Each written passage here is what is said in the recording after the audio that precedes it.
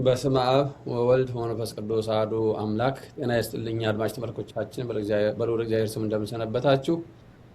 ይህ ቤተ ተክሌ ነው። ቤተ ተክሌ በሳምንት 3 ቀናትን በተለያዩ ርዕሶች ላይ ለአድማጭ ተመልካቾች የሚጠቅመውን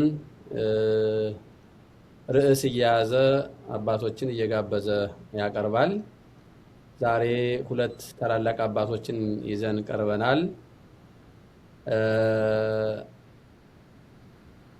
በኖርዌይ ሀገር የሚገኙት መላከ ፀሐይ መምህር አባ ቀለመወርቅ ያውኔ፣ በዚህ በሀገረ አሜሪካ የሚገኙ ደግሞ ሊቀ ትጉሃን መርሻ ሰብስብ፣ እኔም እንደተለመደው ተገኝተናል። ሰሞኑን የያዝነው አብይ ርዕስ ስለ ደብረ ታቦር ተክሌ ምስክር ጉባኤ ቤት እና በአጠቃላይ ስለ ተክሌ ጉዳይ ነው።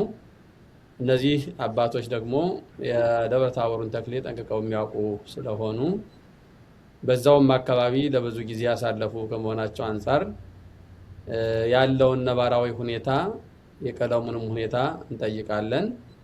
አባቶቻችን እንኳን ደህና መጣችሁልን። እንኳን ደህና ቆያችሁ። እንኳን ደህና ቆያችሁ። እሺ፣ እግዚአብሔር ይስጥልኝ። እንግዲህ በርዕስ መግቢያ ላይ እንደተናገርኩት የምንወያየው አጠቃላይ ስለ ተክሌ ቀለም ነው። በዋናነት ግን በአሁኑ ሰዓት ትንሽ በመዳከም ላይ ስለሚገኘው ስለ ደብረ ታቦር ተክሌ ነው።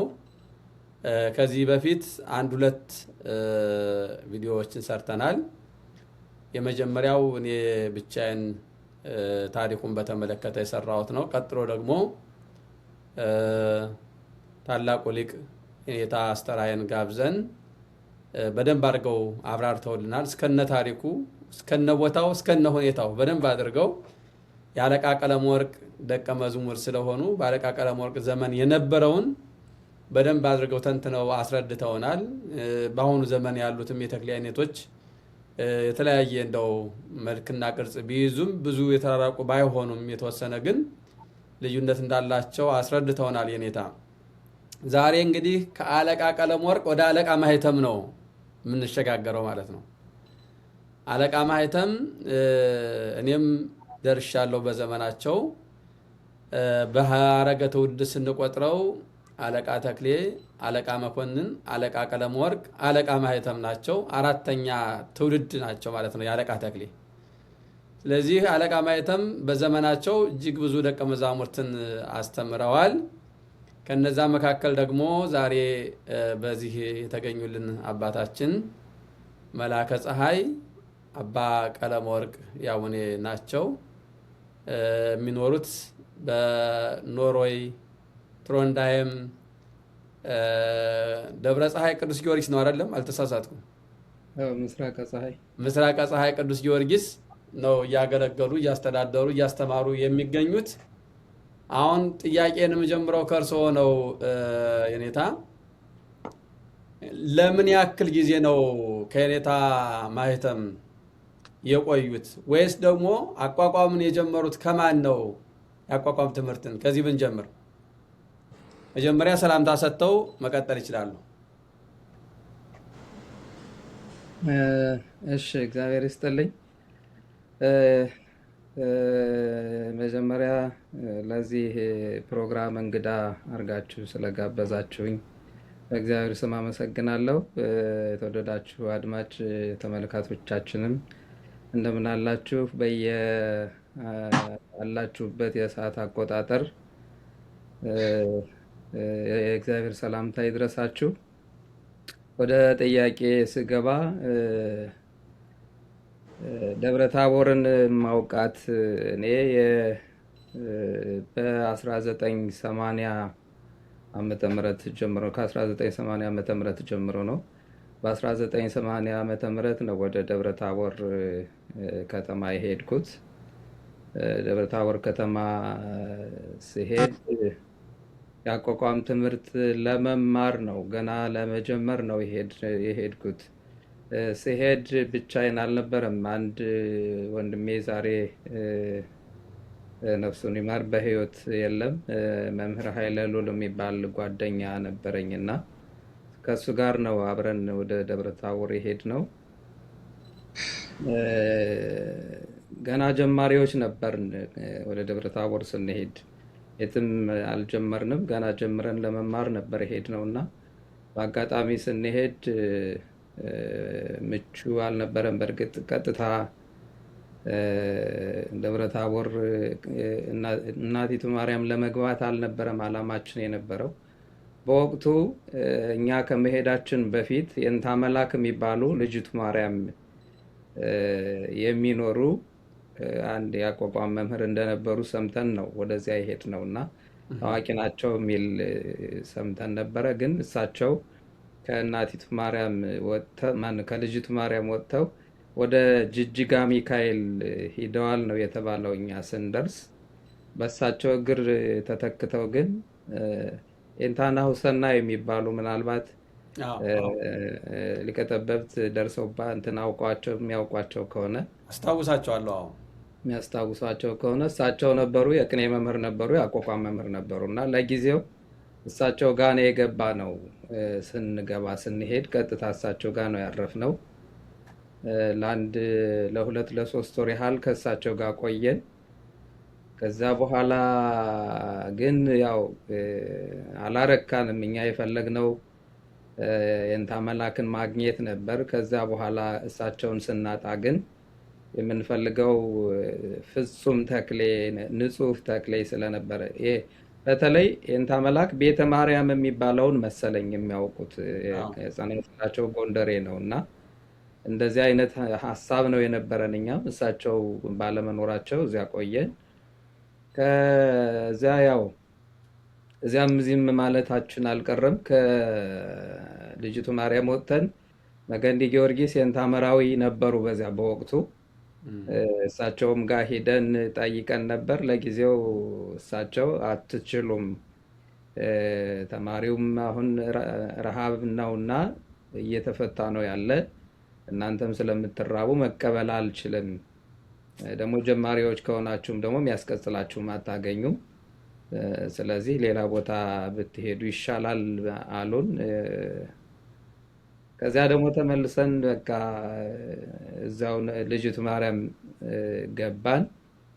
እዚያው እንዳለን ነው የወሰንነው። ልጅቱ ማርያም ከተመለስን በኋላ ግን ቀጥታ ለምንድን ነው ከዋናው ማንማረው እዚያም እዚህም ማለታችንስ ምንድን ነው? አሁን ተክሌ ከተባለ መሰረቱ የደብረ ታቦር ተክሌ ነው። ስለዚህ ከመሰረቱ ለምንድን ነው ማንማረው የሚል ሀሳብ መጣና እሱ ላይ ወሰን ቀጥታ ወደ እናቲቱ ማርያም ገባን ማለት ነው። ከልጅቱ ማርያም ወጥተን ወደ እናቲቱ ማርያም ገባን።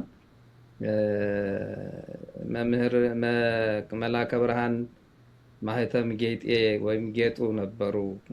ያው የነበሩት ከማረፋቸው በፊት ነው እንግዲህ እኛ በ1980 ነው የገባ ነውና እሳቸውን የነበሩት። እሳቸውን ሄደን ስንጠይቃቸው በደስታ ነው የተቀበሉን። ጀማሪዎች ነን፣ ጀምረን ነው የምንማረው።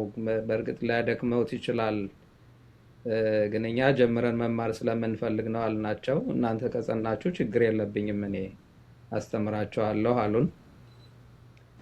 ጀማሪዎች እኛ ነበርን በወቅቱ። ሌላው አድራሽ ነው እየመጣ ማለት ሌላ ቦታ እየተማረ ለማድረስ የሚመጣ ተማሪ ብቻ ነው የነበረው። ጀምረን ገና ከስር ጀምረን የምንማር ግን እኛ ብቻ ነው የነበርነው እና ለዛ ነው እኛም የጠየቅናቸው። እሳቸውም ችግር የለውም አስተምራችኋለሁ እናንተ ከተጋችሁ አሉ። ገባን። ከስር ጀምረን መማር ጀመርን ማለት ነው እና በ1980 ነው እናቲቱ ማርያም የገባሁት እኔ። በጣም ጥሩ ነው። እንግዲህ እንደውም ከሌላው ለእናንተ የተለየ እድል ሰጥተዋል ማለት ይቻላል የእንታ ማህተም። ምክንያቱም ቦታው ምስክር ቦታ እንደሆነ አድራሾች መጥተው የሚያደርሱበት ነው እንጂ ከስር ጀምሮ የሚማሩ ብዙዎች አይደሉም እና ትልቅ እድል እና ሰፊ እድል ሰጥተዋችኋል ማለት ነው። ወደ ሊቀ ትጉሃን ልሂድና እንግዲህ ያው የእንታ ማህተም ከአለቃ ቀለመወርቅ ቀጥለው ነው። እርስዎ ደግሞ አለቃ ቀለመወርቅንም አለቃ ማህተምንም ያውቃሉ። ይመስለኛል መላከ ፀሐይ እና አለቃ ቀለመወርቅን አልደረሳችሁባቸውም። አናውቃቸው። አዎ። ስለዚህ እንደው የአለቃ ቀለመወርቅንና የአለቃ ማህተምን እስኪ የነበረውን ነገር እያነጻጸሩ የተወሰነ ነገር ቢነግሩን። እሺ፣ በጣም ነው የማመሰግነው። እንግዲህ እኔ ለዚህ ተግባር እንግዲህ ቦታውን ከመኖሯ አንጻር ብዙ የሚያውቁት ኢንፎርሜሽን ስላለ ቢነግሩን የሚል ሀሳብ ይዛችሁ ስለሆነ የጠራችሁኝ እኔም የቻልኩትን እንግዲህ ለመግለጽ እሞክራለሁ። እንደተባለው አለቃ ቀለመወርቅን እኔ ያውቃቸዋለሁ፣ ደርሼባቸዋለሁ። ምንም ሕፃንም ብሆንም እንደውም በቅርብ ትንሽ ባለቤታቸው ቤተሰብም ጭምር ስለሆኑ በዚያ ምክንያት መቅረብም እድል እያገኘው ቀርባቸውም ነበረ እና እሳቸው ከዚያ በሚያስተምሩበት ጊዜ እንደውም አጋጣሚ እኔ ደብረ ታቦር ከአለቃ ማህተም ወይም መላከ ብርሃን ማህተም ጌጤ እየተማርኩ በነበረበት ሰዓት አባቴ አንዳንድ ነገር ሲልከኝ እሳቸው ሄዳለው ለበቅሏቸው ሳሪቱን አጭጄ ሰጥቼ የምሰጠው እንዳረጎት ተቀብዬ ነው እሳቸው የምመለስ የነበር እና የዛን ጊዜ እዚያ ስመላለስ ይሄ በጣም የአቋቋም አድራሹ ተማሪ ይመጣል። በቃ ብዙ ቁጥር ባይኖርም አለው እዚያ ሲማሩ። እዛ ሰኞ ገበያ ነው ቦታቸው።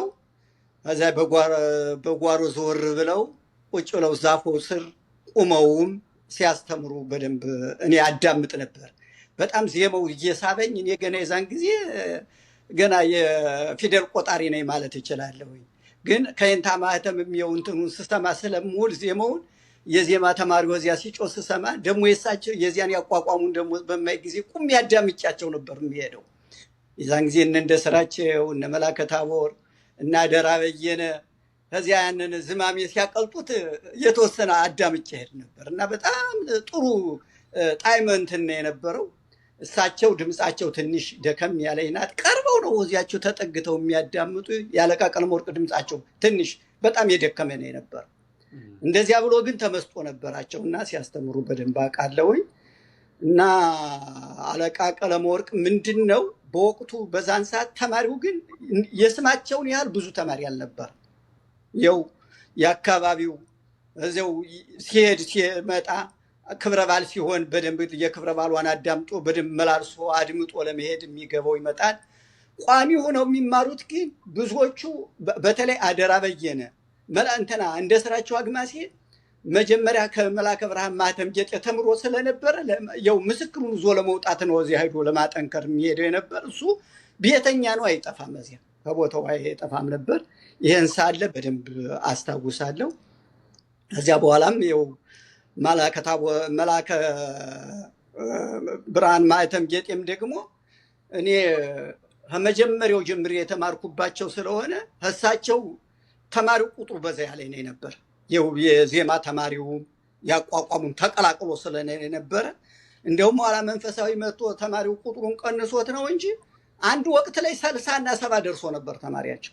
በቃ በጣም ብዙ ተማሪ ነበር እና በጣም ብርቱ ጠንካራ፣ የትም የማይንቀሳቀሱ ለወንበራቸው ለዚያች ለተሰጠቻቸው ክብር የሚሰጡ የቤተ ክርስቲያን ጥቅማ ጥቅም የማያታልላቸው መምህር ነው የነበሩ። አሁን ሌላው ይሄ መጠለይቱ ሲገኝ ምን እሳቸው የዚህ እንትን የላቸው። በግድኑ ተብለው ነው የሚገቡት። እንደው ደመጭ ያለ እንትን ሲኖር በቀር ለተረው ነገር በዚያ ይሄዱላቸው። መሪያ የእነንተና ነጨስ እንተና ያድርጉት እዚያው አልመጣም ብለው ከቤታቸው ባለቤታቸው ጎበዝና ቡነይቱን ምኒቱን ያላታል ወደ ማስተማሩ ነበር የሚገቡና በጣም ብርቱ መምህር ነው የነበሩት። ሁለቱም በጣም የታወቁ መምህር መሆናቸው ነው ቃለውኝ። በማህሌትም በጋራ የቀለም የው ክብረ በዓል ሲሆን የኢየሱስ የልደት ሲሆን ኢየሱስ ነው። የግንቦት ልደታና የአስተርእዮ ደግሞ ሲሆን መንበረ ብርሃን እናቲቱ ማርያም ነው። የኢየሱስ ካህን መንበረ ብርሃን ነው የሚመጣ፣ የእናቲቱ የመንበረ ብርሃን ደግሞ ኢየሱስ ነው የሚሄደውና በቃ እየተደጋገፉ ነበረ ማህሌቱን ሲያቀልጡት የሚያድሩና በዛን ሰዓት በእነሱ ዘመን ማህሌትም 2 ማህሌት ነው የሚያድረው በክብረ በዓል ጊዜ። ቅድስትና ቅኔ ማህሌት ላይ በቃም እየተቀባበሉ ነበር የሚይዙት የነበረና በጣም ደማቅ ክብረ በዓል መሆኑን እኔ በወቅቱ በነበርኩበት በደረስኩበት ኋላም ደግሞ እኔም አብሬ የዚያችው እየደረስን ደግሞ ዜማይቱን እየደፈርን ስንመጣ ከዚያው ምራይቱንም ምኒቱንም መቋሚዋን እንትን እያደረግን አብረን ከነሱ ጋር የማገልገልም እንትን ነበረን እድሉ እያገኘን እና የነበር ከበሮይቱን እንመታለን፣ ምራቴቱን እንመራለን። እስማላለም ሙልጣኑ ሲመጣ ኑገል እየተባልን እዚሁ በእነሱ ግብዣ ነው ዘሎ እንዲህ እንዳሁኑ ዝም ብሎን የችላለሁ ተብሎ መኬድ የለም። እገሌና ተብሎ በክብር ሲጋበዝ ብቻ ነው የሚገባ። በዛን ሰዓት ከበሮ ለመምታትም እገሌ ግባ ተብሎ ነው እንጂ ዘሎ ማንሳት የለም። በእነሱ ጊዜ በጣም ትልቅ እንትን ነው የነበራቸው። ስርዓቱ በጣም ደስ የሚል ዘመን የነበረና ጠንካራ መምህር መሆናቸውን አውቃለሁ። የእንታ ማህተም በተለይ ብዙ ተማሪ ነበራቸው። እኔ አሁን የእንታ በነበሩበት ሰዓት እኔ ስራ ጀምሬ አጋጣሚ ወጣ ብዬ ስለነበር ነው እንግዲህ በጣም በደንብ ማንተዋወቅ ይመስለኛል። መቼም አልፎ አልፎ ብቅ ስል ግን እኔ እንደው ሊመጡልኝ አልቻሉም። እሳቸው እንግዲህ የሚያስታውሱ ከሆነ ትልቁ መርሻ ትንሹ መርሻ እየተባለ መቼም በዚያ ደብር ላይ እንታወቃለን። ሁለታችንም በቃ እሳቸው በጣም ቀድመው ስለተማሩ በጣም ገፋ ብለዋል። እኔ ግን ያው መንፈሳዊ መጥቶ ከዜማው ላይ ገና እየገፋን ጥሩ ደህና ደረጃ ጾመ ድጓውን ጀምረን እየሄድንበት ሳለ መንፈሳዊ ሲመጣ ወደዚያ ገቡ። ከዚያ በኋላ ይህም ተቆርጦ ቀረ።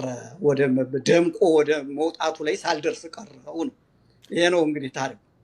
እውነት ነው። አይ ዋናው ምንድን ነው የቦታውን ታሪክ የነበረውን የቀለሙን ታሪክ ስለሚያውቁት ለዛ ነው እንግዲህ ዛሬ የነበረውን ታሪክ እንዲነግሩና የጋበዝነዎት። በደንብ ነው የገለጹት። እግዚአብሔር ይስጥልን፣ እግዚአብሔር ያክብርልን። ወደ መላከ ፀሐይ እመለሳለሁ። መላከ ፀሐይ እንግዲህ እናይቱ ማርያም ገባን ብለው ነው ያቆሙትና ከየኔታ ማህተም ከመላከ ብርሃን ማህተም ምን ያክል ጊዜ ቆያችሁ?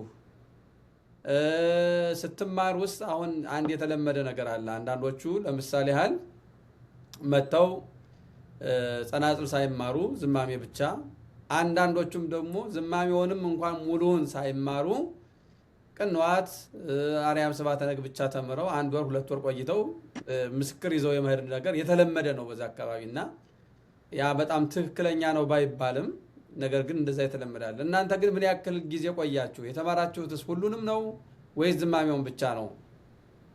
መላከ ፀሐይ ወደ እርሷ ነው። እግዚአብሔር ይስጥልኝ። በመጀመሪያ አንዳንዴ ማን ይናገር የነበረ ነውና የእንታ ማህተምን የገለጹበት የእንታ መርሻ በጣም በተለየ መንገድ ስለሆነ እንዲያው ላመሰግኖት እወዳለሁኝ። የልቤንም ጭምር ስለተናገሩ ነው። የእሳቸው ህይወት ሲገለጥ በዚህ መልኩ ነው። የእንታ ማህተም በእኛ አንደበት መናገር ብቻ ሳይሆን እንደው የሚያውቃቸው ሁሉ የሚያውቃቸው ነው። በዚህ ባህሪያቸው ከግቢያቸው አይወጡም። ከማስተማር ውጭ የትም ቦታ ተገኙ የሚባሉ አይደሉም።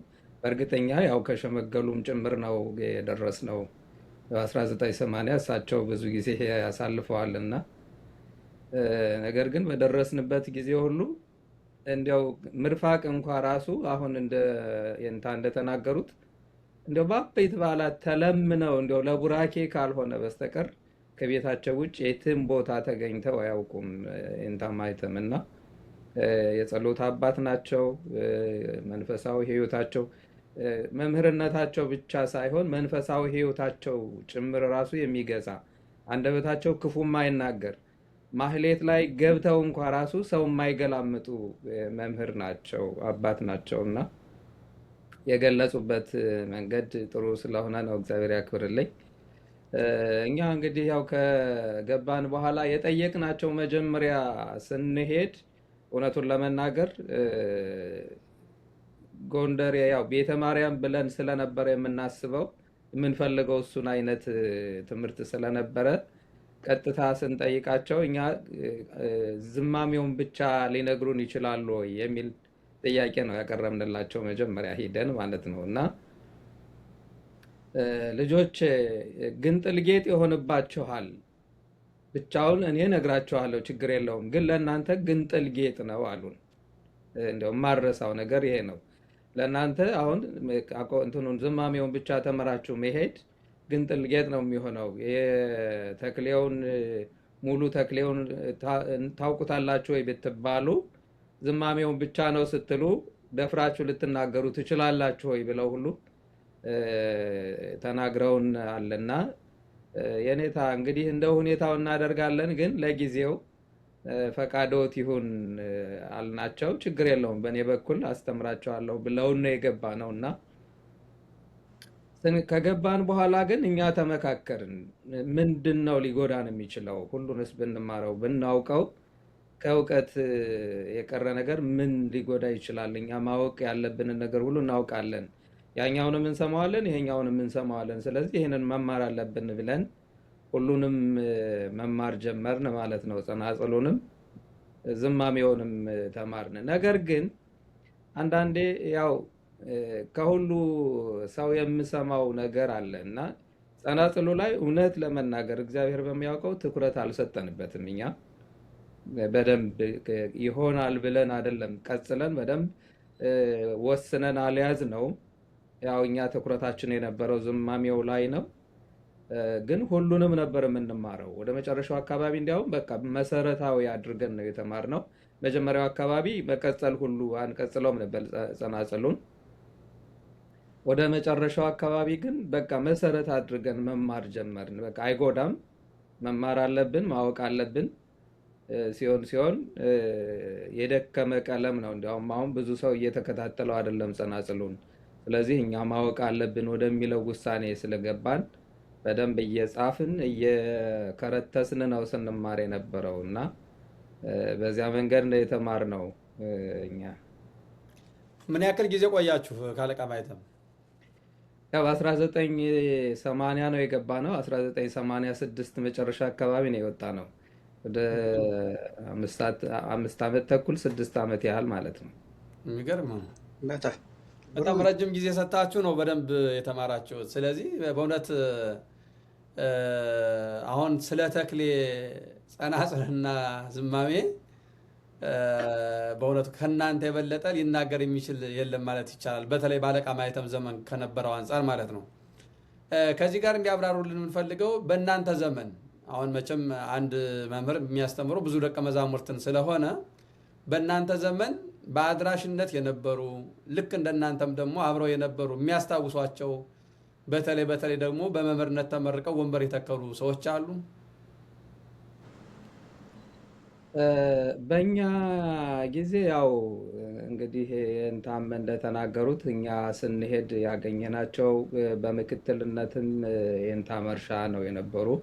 ያው ምክትል ናቸው እየተባለ ነው የተነገረን። ገና ስንገባ እሳቸው ናቸው ምክትሉ ተብሎ ተነገረን። በኋላም ያው እሳቸውም እንደዚያ ነው የነበሩት። ግን አይለዩም ነበር፣ ከማህሌቱም አይለዩም። ወንበርም ማህበር ቀለም እውነት ለመናገር በየጊዜው እየመጡ አብረን እናሰማ ነበር። ማህበር ቀለም ላይ አይለዩም ነበር ከእንታ ማህተም የእንታ መርሻ። በወቅቱ እሳቸው ነበሩ። ከእሳቸው ጋራ የእንታ ዘውዴ የሚባሉ አሁን መላከ ብርሃን ዘውዴ ተብለዋል፣ ዘውዴ ተብለዋል ይመስለኛል፣ ይቅርታ። የደብረ ታቦር ኢየሱስ አለቃ ሆነዋል ሲባል ሰምቻለሁኝ እና እሳቸውም ነበሩ። ያኔ ግን እሳቸው ወጥተው ሌላ ቦታ ነው የነበሩት። ወደዚያ ወደ ደብረ ታቦር ኢየሱስ አካባቢ ነበሩ። ግን እየተመላለሱ እሳቸውም ማህበር ቀለም ይሰሙ ነበር። ከዚያው አካባቢ የእንታ ማህተም ጎረቤት ግን የእንታ ሲሳይ የሚባሉ ነበሩ። ሌላም ደግሞ አብረው ሶስቱ ጓደኛሞች ነበሩ። በቀለሙ ዙሪያ ራሱ ይነጋገሩ ይመካከሩ ሁሉ እንደነበረ አስታውሳለሁኝ። እኛ የምንጠይቀው ሶስቱንም ነበር። በተለይ እኒህ የእንታ ሲሳይ የሚባሉት በጣም ጎበዝ ነበሩ። ምናልባት የኑሮ ችግር ነበረባቸው እና ከዚያ አንጻር ሩጠው ያድሩ ስለነበረ ትንሽ የማስተማር የማህሌቱ እንትን ላይ አላተኮሩም ይመስለኛል። እውቀታቸው ግን መሰረታዊ ትምህርት እንዳላቸው ሰምቻለሁኝ። እኛም የምንጠይቃቸው ነበር አንዳንዴ እዚያው እያለን እና አሁን ምናልባት ወደዚህ ወደ ገጠሩ አካባቢ ከሰላም እኮ አልፎ ወደዚህ ወደ ገጠሩ አካባቢ ማርያም የምትባል ሊማዱ ማርያም ናቸው። አዎ እዛ አሉና እሳቸው ነበሩ። ሶስታቸውን እንጠይቅ ነበር። ማህበር ቀለም የምናሰማ በተለይ በዘወትር እኛ አራታችን ነበርን። ከዚያ ባለፈ ያው አድራሹ እንደሚታወቀው አለ። አድራሽ ብዙ ጊዜ የሚመጣው ደግሞ ይሄ አብይ ጾምን አስታኮ ስለነበረ በሌላው ሰዓት ግን እኛና ከኛ ጋር የተወሰኑ ልጆች ነበሩ የኛ ተማሪዎችም እንደዚያ ሆነን ነው ስንማር የነበረው። በጣም ጥሩ ነው። እንደው ግልጽ ለማድረግ አሁን እነዚህ እንግዲህ ከየንታ ማህተም የተማሩት ብቻ ናቸው ማለት እዛው ተምረው እዛው አስመስክረው በዛው አካባቢ ሆነው የነበሩ ናቸው። እንደው ራቅ ካሉት ለምሳሌ ያህል ያው 6 ዓመት በጣም ብዙ ነው።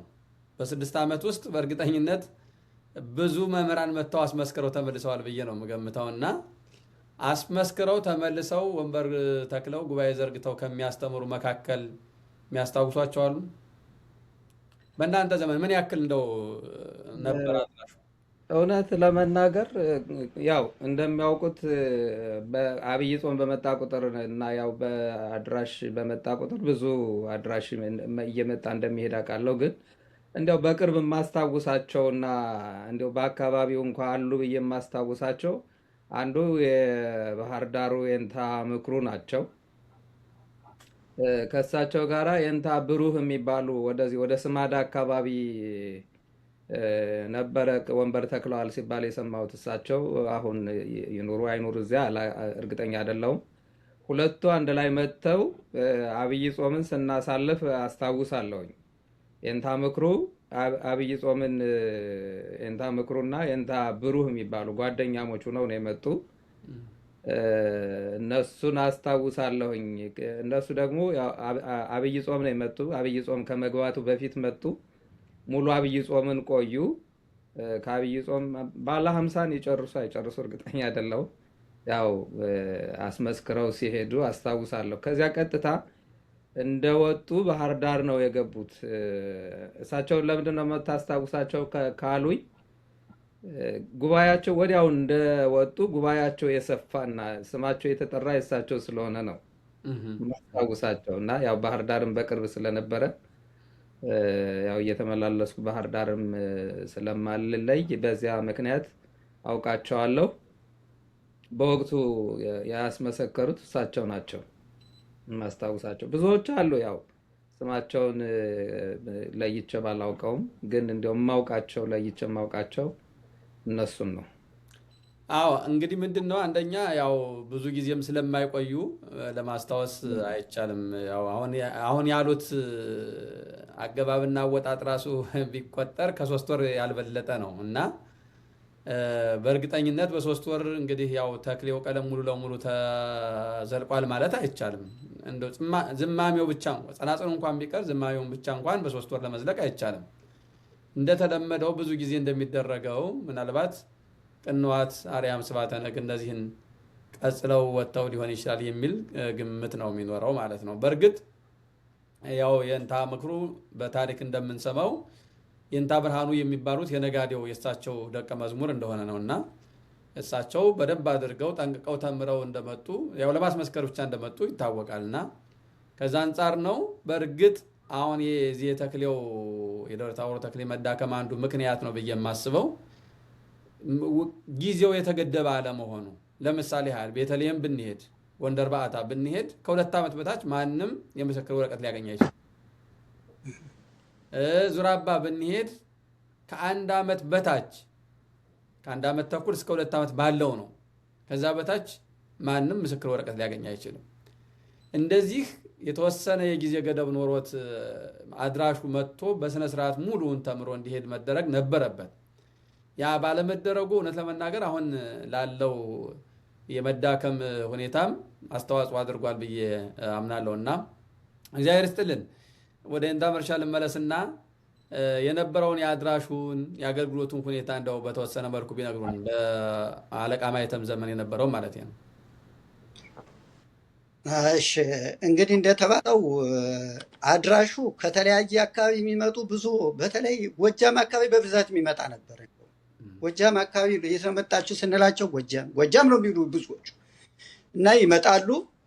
የተወሰነ ጊዜ ቆይተው ይኸው እንግዲህ የሚሰጡበት የጊዜ ገደብ እንዳሁኑ የተወሰነ አንዳንዱ ፈጥኖ ጨርሶ የሚሄድ አለ፣ አንዳንዱ ደግሞ ብዙ ቆይቶ የሚሄድ አለ እና በዛን ሰዓት በሚመጡ ጊዜ ግን የንታ ዋናው እንትናቸው ምንድን ነው? ብዙውን ማህሌት ይዞ መግባት በጣም ደስ ይላቸዋል። ማህሌት ላይ በቃ በሳቸው ግንባር ቆሞ እያንዳንዱ እንትን ይሰጠዋል። ያንን በደንብ አድርጎ የሚሰጠውን ቀለም በደንብ አድርጎ በትኩረት እንዴት እንደሚሰራው በደንብ ነው የሚመለከቱ እና ልዩነትንም ብዙ ኋላ በሚያስተምሩበት ጊዜ ይሄ እዚህ ቦታ ላይ እንዲህ ነው የሚሆነው ትክክል አይደለም ብለው ማስተካከል እየሰጡ ነው የሚሄዱትና ማድራሽ በዛን ሰዓት በነበረበት ሰዓት እኛ በነበርንበት ሰዓት እኛ መደበኛ ተማሪ ሆነን እንኳን እሑድ ክብረ በዓል ሲሆን አንለይ ከቤተ ክርስቲያኑ እንመጣለን ስናይ ብዙ አድራሽ እንደነበር እናያለን። ግን ሲሄድ ሲመጣ ቋሚ ሆኖ በዚህ በደንብ ሲማር ያየሁት እኔ በቃ ቋሚ ርዕሰ መምህራን መርሻ ከልጅነቱ ጀምሮ ከዚያ ሳይለየም ዘውዴም እንዲሁ መጀመሪያ መላከ ታቦር ዘውዴ ከነ ልብሰ ወርቅ ደብረ ታቦር ጀምሮ ነው መጀመሪያ። ቀጽሎ ከዚያ ነው ኋላ ለማጥበቅ መጨረሻ ወደ ምስክርነቱ እንትን ከመሄዱ በፊት ግን መዝለቅ አለብኝ ብሎ ወደ መጨረሻው ላይ ከርዕሰ መምህራን ጋር አንዱ ነው። በሚቆሙበትም ጊዜ መቱን እያስቆሙ ሁለቱን እዛዋቸው ሲወጡ በደንብ አውቃለሁኝ እና መላከ ታቦር ዘውዴም ወደ መጨረሻ ቢመጣም በደንብ አድርጎ ከሳቸው ነው ቀጽሎ የወጡት። እንደገና ህሩይ ጊዮርጊስ መርጌታ ሰምረ ይሁን ማን የሚባሉ አሁን ህሩይ ጊዮርጊስ ተመድበው ያሉ መርጌታ አሉ። እሳቸውም የመላከ ታቦር ማለት የመላከ ብርሃን ማኅተም ጌጤ ተማሪ ናቸው። እሳቸው ነው በደንብ ቁጭ አድርገው ቀጽለው ለመርጌትነት መዝገቡ ናቸው። ሰምረ ናቸው መዝገቡ መርጌታ እሳቸው ማለት ነው። የመላከ ብርሃን ማኅተም ጌጤ ተማሪ ናቸው።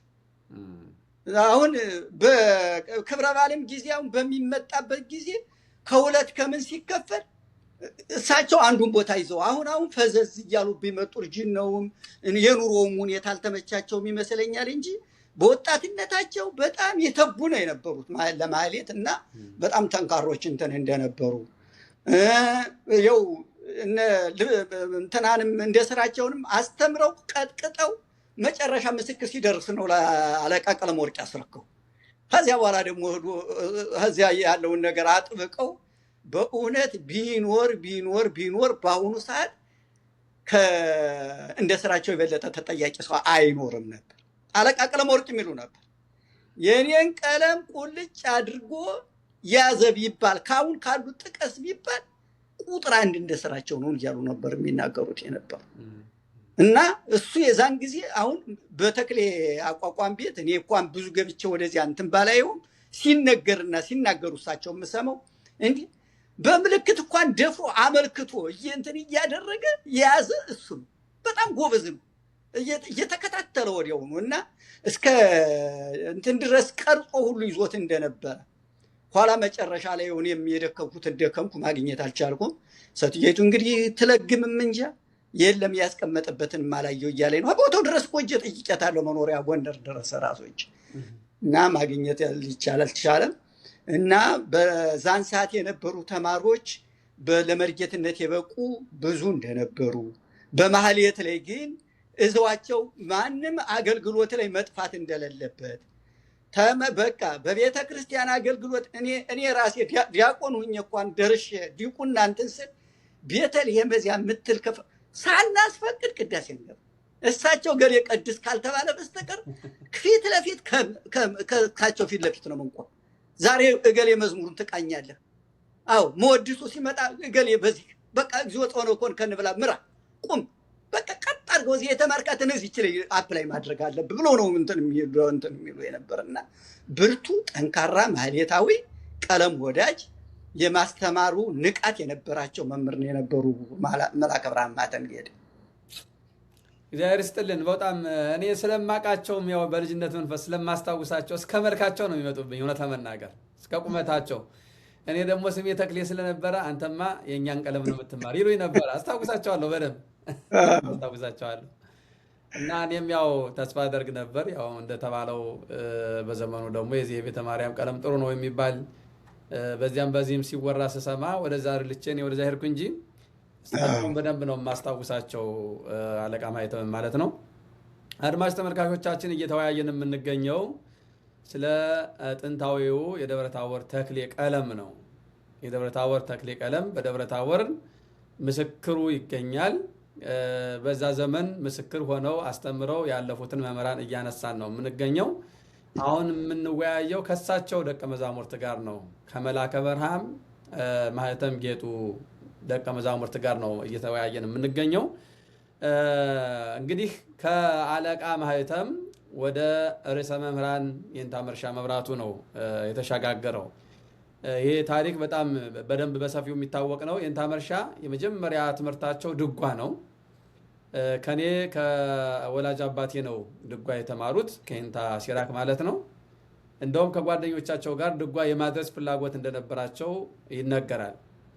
ነገር ግን አለቃ ማህተም በአብዛኛው የዚህኛውን የደብረ ታቦሩን ተክሌ ይዞ የሚያስቀጥል ሰው ብዙ ባለመሆኑ የንታ መርሻ መጥተው ይህንን በስነ ስርዓት እንደገና ከልሰው ለዚህ ተጠያቂ እንዲሆኑ በአዘዟቸው መሰረት ድጓ ማስመስከራቸውን ትተው መጥተው ነው ይህንን ቀለም እንደገና ከልሰው ጠንቅቀው ይዘው ለምስክርነት የበቁት ማለት ነው። የንታ መርሻ አሁን በአሁኑ ሰዓት የተክሌ አቋቋም ምስክር ናቸው። የንታ ዘውዴ ደግሞ አሁን መላከ ታቦር ዘውዴ የደብረ ታቦር ተክሌ ምክትል ምስክር መምህር ናቸው ማለት ነው። እንግዲህ በዘመናችን ከዚህ በፊትም ተናግሬዋለሁ። ቀደም ብሎ የአለቃ ተክሌ ደቀ መዛሙርት አለቃ ብሬና አለቃ መኮንን በአንድ ዘመን የነበሩ የተክሌ ተጠያቂ መምህራን ነበሩ። አሁን ደግሞ ታሪክ ራሱን ደግሞ በዚህ ዘመን ርዕሰ መምህራን መርሻ መብራቱና መላከ ታቦር ዘውዴ የአለቃ መኮንንና የአለቃ ብሬ ምትክ ሆነው ነው የማያቸው። እኔ በእነሱ አይን ነው የማያቸው። እንግዲህ ነገር ግን ምንድን ነው አለቃ ብሬና አለቃ መኮንን በደንብ አድርገው ቀለሙን ለትውልድ እንዲተላለፍ አድርገዋል። እናንተም እየሰራችሁ እያስተማራችሁ እንደሆነ እናውቃለን። ግን ከዚህ በላይ የሚጠበቅባችሁ መሆኑን ደግሞ መናገር እንፈልጋለን። በተለይ የንታ መርሻ ከተተኩ ጀምሮ ብዙ ደቀ መዛሙርትን አስተምረዋል። በተለይ ብዙ አድራሾችን መርቀዋል። በአሁኑ ሰዓት ግን ያን ያክል አይደለም፣ ተዳክሟል የሚባል ነገር እንሰማለን። ከዛም አልፎ እንደውም የደብረ ታቦር ተክሌ በመዳከሙ የተነሳ ለዚህ እንደው ይቀርበዋል ተብሎ የሚታሰበውን የደብረ ታቦር ተክሌን ሊቀርብ ይችላል ተብሎ የታሰበ ሌላ መምህር በደብረ ታቦር ኢየሱስና ደብረ ታቦር ስላሴ ቅድስት ስላሴ በመምህርነት እንደተተካ ሁሉ እየሰማን ነው ያለ ነው። እኒህ የተተኩት መምህር ደግሞ የቅድም የተነሱት የየንታ ምክሩ ደቀ መዝሙር እንደሆኑም ሰምተናል። እኔ ምንድን ነው ሁሉም ተክሌ የአለቃ ተክሌ ቀለም ነው ወይም ደግሞ የቤተክርስቲያን መገልገያ ነው። ሁሉም ተከብሮ ተጠብቆ መቀጠል አለበት የሚል ፍጹም እምነት አለኝ። ነገር ግን አሁን ተክሌው የደብረ ታቦሩ ተክሌ ከተዳከመ በሱ በተዳከመበት ሁኔታ ደግሞ ሌላ አጠገቡ አምጥቶ ማስቀመጥ ለተዳከመው የበለጠ ወደ ጥፋት ይገፋዋል የሚል ስጋት አለኝ። የራሴ ስጋት ነው ይሄ እና በመጀመሪያ መጠየቅ የምፈልገው እንዳሉት እርስዎ አሁን የንታ ምክሩ መጥተው ከአለቃ ማህተም ከስር ጀምረው ተምረው ቢሆን ኖሮ ቀለማቸው አንድ ነው ማለት ይቻል ነበረ። ከስር ጀምረው እንዳልተማሩ ያው እንግዲህ እርስዎ የአይን ምስክር ስለሆኑ በዘመኑ ስለነበሩ 3 ወር ጊዜ ብቻ ተቀምጠው እንደሄዱ ነግረውናል። እንግዲህ የእሳቸው ደቀ መዝሙር ደግሞ ከየንታ ምክሩ የሚማሩት ያው የነጋዴ ቤቱን ቀለም ወይም ደግሞ የየንታ ብርሃኑን ቀለም እንደሆነ የሚታወቅ ነገር ነው። የየንታ ብርሃኑ ቀለም ወይም የነጋዴ ቤቱ ቀለምና የደብረ ታቦሩ ቀለም ምን ያክል ይቀራረባል ወይስ ምን ያክል ይራራቃል ብለው ይገምታሉ? መላከ ፀሐይ ወደ እርስዎ ጥያቄውን ላምጣ።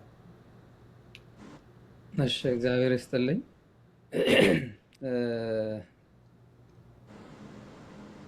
እንደተባለው ያው እንደ እናት ጡት አሁን ያሉት ርዕሰ መምህራን መርሻ መብራቱና መላከ ታቦር ዘውዴ ናቸው። እነሱ ባሉበት ይህንን መስማቴ ለእኔ በጣም ከባድ ነው፣ እውነት ለመናገር እነሱ እያሉ እዚህ አካባቢ ብዙ መስራት ሲቻል፣ ብዙ ማድረግ ሲቻል ከሌላ ቦታ ተበድሮ ማምጣት የሚቻልበት ሁኔታ መፈጠር አልነበረበትም ብዬ አስባለሁ።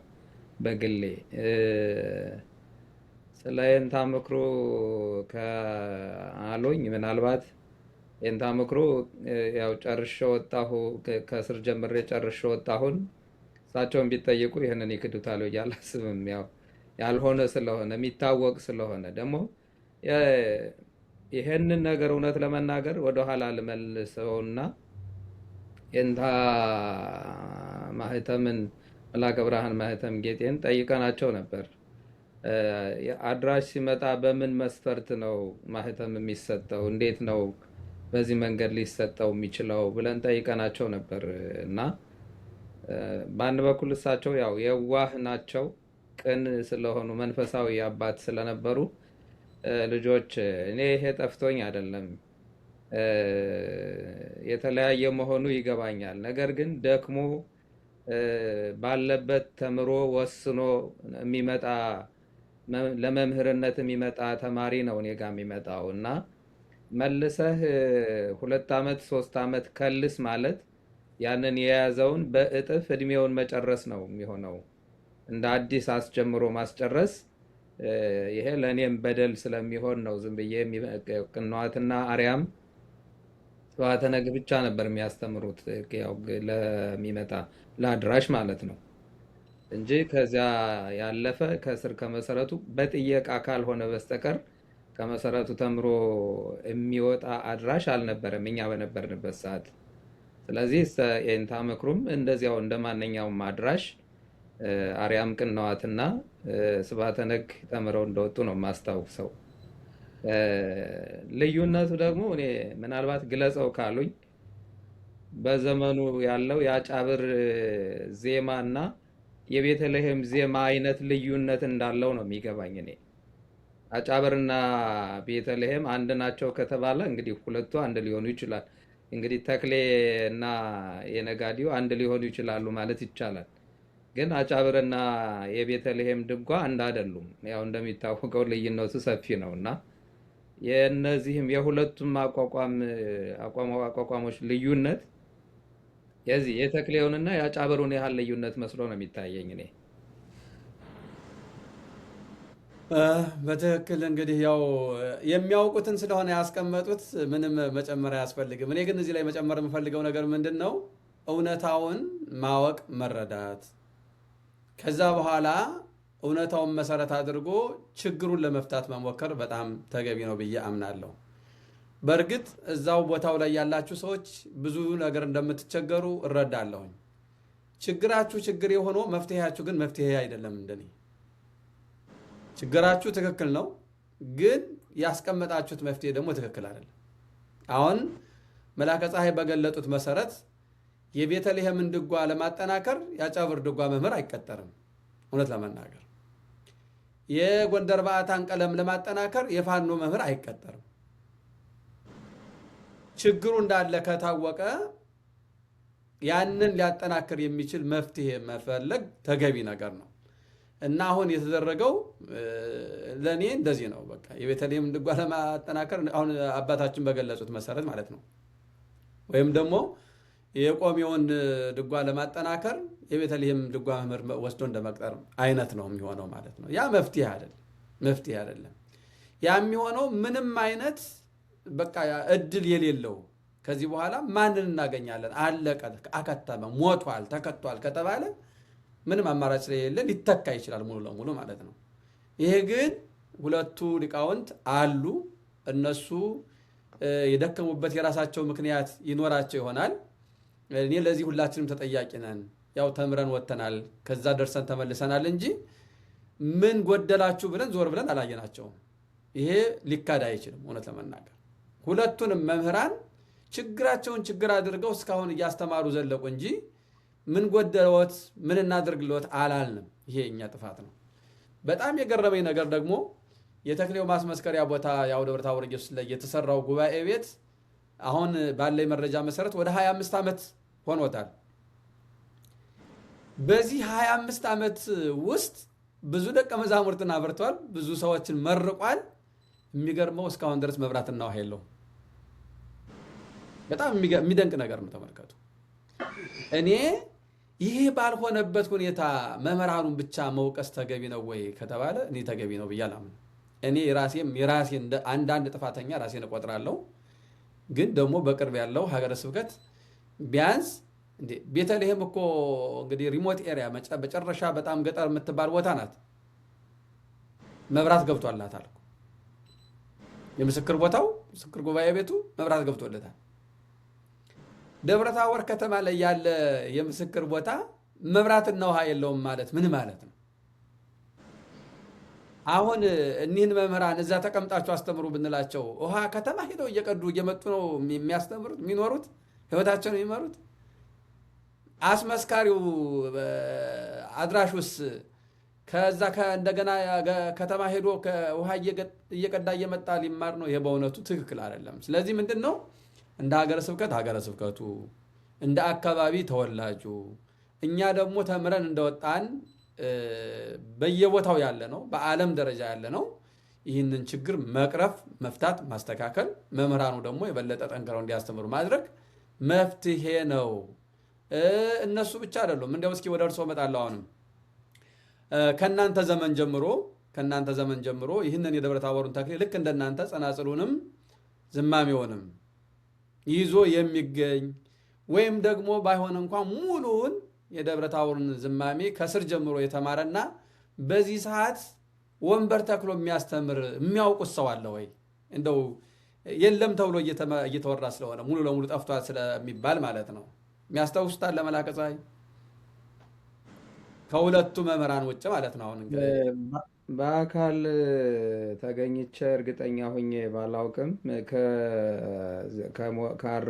ካረፉት ወንድሜ ከመምህር ኃይለ ልዑል የተማሩ አንድ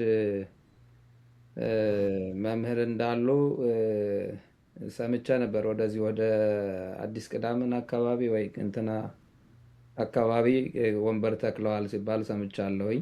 እና እናቲቱ ማርያም ቆይተዋል። ከዚያ ተምረው ቀጥታ መጥተው የእንታ መርሻ ላይ ርዕሰ መምህራን መርሻ ላይ እንደተማሩ አስታውሳለሁኝ።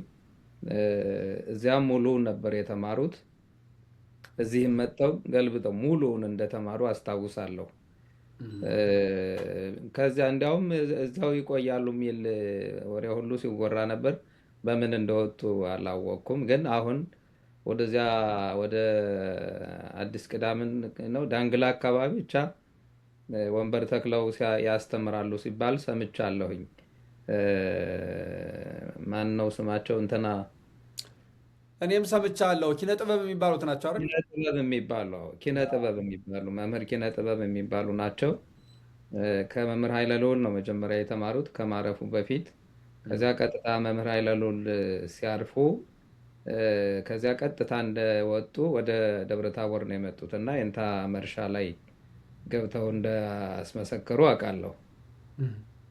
እና አሁን የሚያውቁ ወንበር ተክለው እንደሚያስተምሩ አውቃለሁ። ሌላ እንኳ ያው እዚያው ከመምህር ኃይለ ልዑል ተምረው የወጡ ወደዚህ ወደ ቡሬ አቦ አንድ እንደዚሁ የሚያስተምሩ ልጅ እንትን ወጣት አሉ። ያው እሳቸው ምናልባት ይገልብጡት አይገልብጡት እርግጠኛ አይደለሁም። ግን እሳቸውም እንደዚሁ አብረው እንደተማሩ አስታውሳለሁ። ማስታውሳቸው እነሱ ናቸው። ይገርማል። እንግዲህ አሁን ቀላል ዘመን አይደለም። አሁን በየንታ ማየተም ጊዜም በየንታ መርሻ ጊዜም ብንቆጥረው በጣም ረጅም ጊዜ ነው እና ብዙ የሚያስተምሩ መምህራን አለመፍራታቸው በጣም ይገርመኛል። እውነት ለመናገር ሌላው ቀርቶ እንኳን አሁን ደብረ ታቦር አካባቢ ከየንታ መርሻም ይሁን ከየንታ ማየተም ተምሮ ወጥቶ ወንበር የዘረጋ ሰው እኔም አላውቅም። የሚገርማቸው በእርግጥ አካባቢው ድጓ የሚደነቅበት አካባቢ ስለሆነ አብዛኛው ድጓ ወደ ማድረስ ነው የሚሄደው። ለምሳሌ አስታውሳለሁ ዙሪያውን ያሉት አድባራት ጠቅላላ የድጓ መምህራን አሉባቸው፣ ቋቋ መምህራን ግን የሉባቸው። አሁን እንግዲህ ቅድም ያነሷቸው የንታ መዝገቡ ራሱ እንግዲህ ቀለሙን በደንብ አድርገው የሚያውቁት ከሆነ ቢያንስ እሳቸው አድርሰው ቢያስተምሩ አንድ ነገር ነበረ። ግን እሳቸውም የእንታ ሽራክ ተማሪ ናቸው፣ ድጓ ነው ያደረሱት። እነ የእንታ ጽጌ የሚባሉ ሰላም እኮ ነበሩ፣ እነሱም ተክሌ ቀለም ያውቃሉ፣ ግን ድጓ ነው ያደረሱት። በአጠቃላይ በብዛት አሁን ለምሳሌ ያህል ሊቀ ማእምራን ታደሰ ወረታ የሚባሉ አሁንም ስላሴ ቤተክርስቲያን ላይ ወደ 20 ምናምን ዓመት ያስተማሩ ድጓ አሉ። እሳቸውም የተክሌ አቋቋም ጠንቅቀው የሚያውቁ ሰው ናቸው። ግን በአካባቢው የሚደነቀው ድጓ ስለሆነ ወደ ድጓ ስለሚደላ እሳቸውም ድጓውን አድርሰው ድጓ ነው እያስተማሩ ያለ። ድጓም ዝማሬ መዋሥዕትም አድርሰዋል እሳቸው እና አካባቢው ላይም በእውነቱ ተጽዕኖ አለው። ወደ ድጓው ነው የሚያደላው። የአካባቢው ልጆችም ቀደም ሲልም አሁን እንግዲህ መልአከ ታቦር ልብሰ ወርቅም ቢሆን የአለቃ ማኅተም እንግዲህ እኩል የሚታዩ ናቸው ከአለቃ ማኅተም ጋር። ግን ወንበር ዘርግተው አላስተማሩም። እሳቸውም ጉባኤ አስፍተው አላስተማሩም። እና ይሄ ትንሽ ጥሩ ያልሆነ ልምድ ነው ብዬ አስባለሁኝ። እኔ አሁንም ቢሆን አልረፈደም። ሁለቱ መምህራን ቁጭ ብለው ቢያስተምሩ፣ በአካባቢው ያላችሁ ደግሞ በደንብ አድርጋችሁ ይህንን ተክሌውን ብትማሩ እና ወንበር ዘርግታችሁ ብታስተምሩ ማትረፍ ይቻላል ብዬ አስባለሁ። እና እንግዲህ ለአካባቢ ልጆች አደራ ማለት እፈልጋለሁኝ። አሁንም ገና በሕይወት ያለ ነው የደብረ ታቦር ተክሌ፣ ጸናጽሉም ይሁን ዝማሜውም በሕይወት ያለ ስለሆነ ማትረፍ ይቻላል። አንዱ ለመትረፉ በጣም ተጽዕኖ እየፈጠረበት ያለው አንዱ ነገር ለምሳሌ ያህል አሁን የመጡትን መምህር አመጣጣቸው ትክክል አይደለም ብለን ከምንናገርበት አንዱ ደብረ ታቦር ላይ የደብረ ታቦር ተክሌ ጸናጽል የሚነገርባቸው 3 ቦታዎች ናቸው እኔ በእድሜ የማውቃቸው። አንደኛ ደብረ ታቦር ኢየሱስ፣ ሁለተኛ መንበረ ብርሃን እናቱ ማርያም፣ ሶስተኛ ስላሴ ቤተክርስቲያን ነው መካነ ብርሃን ስላሴ። እኔ እንግዲህ በእኔ እድሜ የማውቃቸው እነዚህ ናቸው። የእኔ ጥያቄ አሁን የመጡት መምህር የደብረ ታቦር ኢየሱስና የስላሴ ቤተክርስቲያን ያቋቋመ መምህር ተብለው ከተቀጠሩ የደብረ ታቦር ተክሌ ጸናጽል ደብረ ታቦር ኢየሱስ ካልተነገረ፣ ደብረ ታቦር ስላሴ ካልተነገረ፣ በሰማሁት መሰረት ከሆነ እንደውም መንበረ ብርሃንም ሌላ የጎንደር ያቋቋመ መምህር አለ ሲባል ሰምቻለሁ። እነዚህ 3ቱም ቦታዎች ካስለቀቅ ነው ምን ማለት ነው? የእኛ ትምህርት እኮ 2 አይነት ነው። ይሄ ምንድን ነው የሚባለው? በቃል እንማረዋለን፣ እንደገና ደግሞ በተግባር እንማረዋለን። በቃል የምንማረውን ከመምህራችን እንማራለን፣ በተግባር የምንማረውን ከማይሌት እንማራለን። ከበሮ መምታት፣ ጸናጽል መጸንጸል፣ መቋሚያ አያያዝ፣ ዝማሜውን ቀይ ግራ ማለቱን መምህሩ እኮ አንዳንድ ነገር ነው የሚያሳዩት እንጂ የሚታየው የት ነው? ማህሌት ላይ ነው። ስለዚህ የሚገለጥበት ካሳጣ ነው እነዚህ መምህራን ቢኖሩ ማትረፍ እንችላለን ወይ? እንደው በዚህ ላይ አስተያየት እንድትሰጡ ነው። ሊቀ ትጉሃን ወደ እርስዎ ልምጣ። እሺ፣ ጥሩ ሀሳብ ነው ሊቀ ጠበት ያነሱት።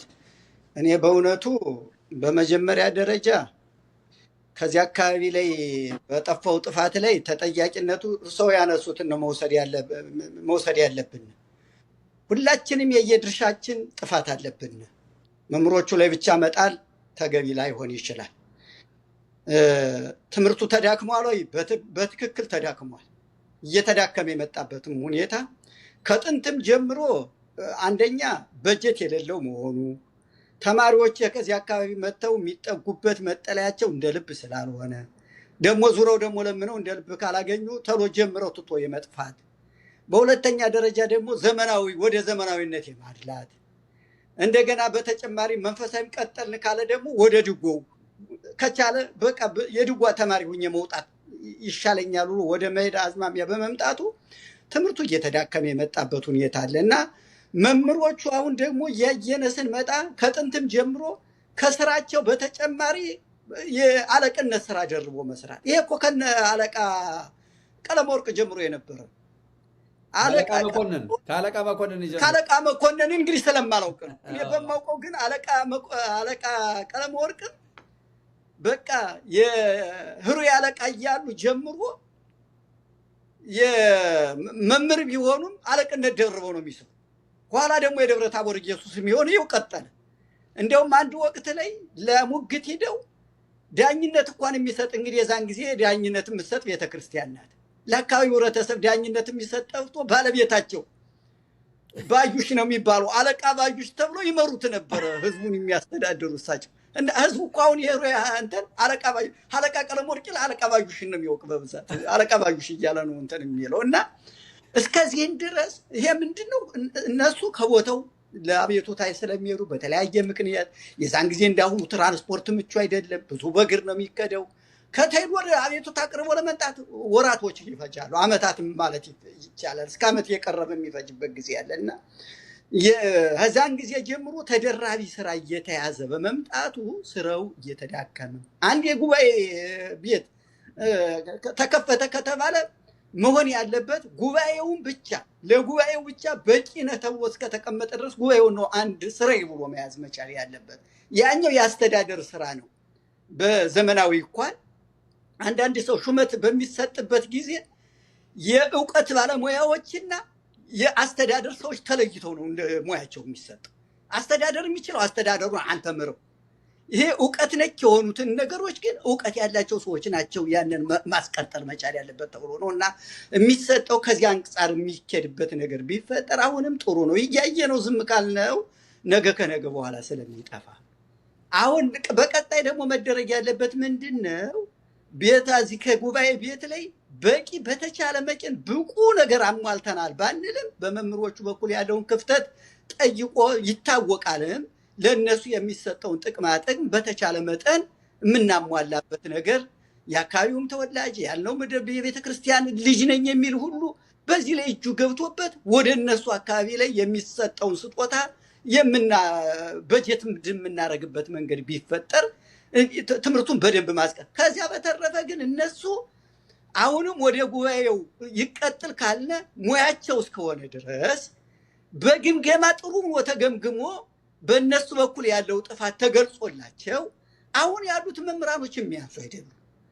ርዕሰ መምህራንን ያህል ታላቅ አባት አሉ። ምክትላቸው የው መላከ ታቦር ዘውዴ ያሉ እነዚህ በርትተው እስካስተማሩ ድረስ ባላ